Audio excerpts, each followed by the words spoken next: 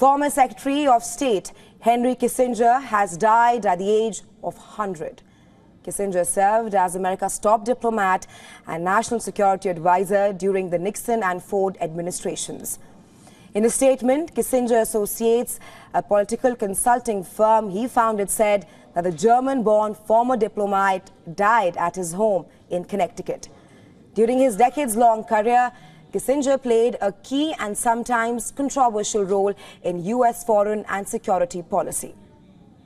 As Secretary of State, he was known for pioneering a policy of détente with the Soviet Union and promoting an open-door policy towards China. He is also credited with eventually extricating America from the Vietnam War. Kissinger's influence also extended to another Secretary of State, Hillary Clinton, who once wrote in the Washington Post that she relied on his counsel. Until the end, his philosophy remained pragmatic. America would not be true to itself if it abandoned its essential idealism. He wrote in his book, World Order, at the age of 91. And for more on Kissinger's passing away, our principal diplomatic correspondent Siddhant Sibal is joining us on the phone line on the broadcast. Hi Siddhant, big news coming in from the United States of America.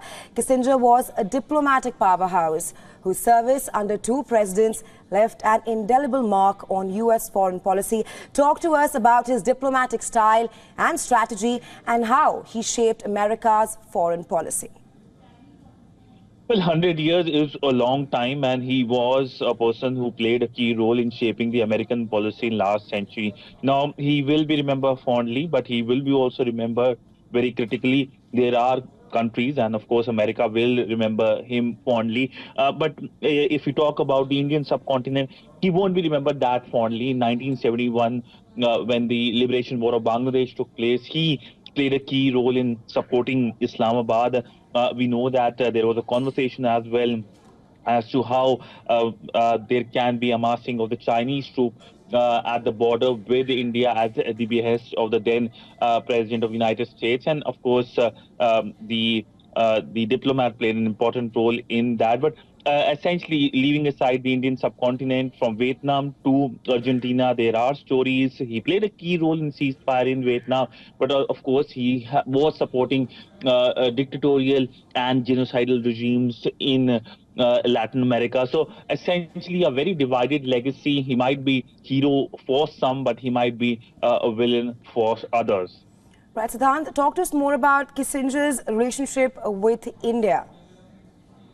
Well, that's not a very good relationship, I would like to say, because he never saw India as a country with which US can have a strong partnership. Now, his action, of course, spoke more than what he exactly spoke, but essentially he was more supportive of Islamabad. And the reason for that is that Islamabad played a key role in terms of the formation of relationship between China and United States, with the visit, of course, of the U.S. President to China, to Beijing, Nixon's visit, ping-pong diplomacy, of course. So that is why he was always supportive of Islamabad. And during the 1971 war, he tried to, of course, push India as well in terms of making sure that there is no strong action on Pakistan. But essentially, when the war got over, there was a formation of new country, and the best thing he could tell to the American president back then was that we have been able to save and manage to save West Pakistan, which is the Pakistan today. So essentially, he was a person who was pro-Pakistan and seen as a person who was quite anti-India. Right, Siddhant, thanks very much for joining us from WION and sharing your insights with us on this news.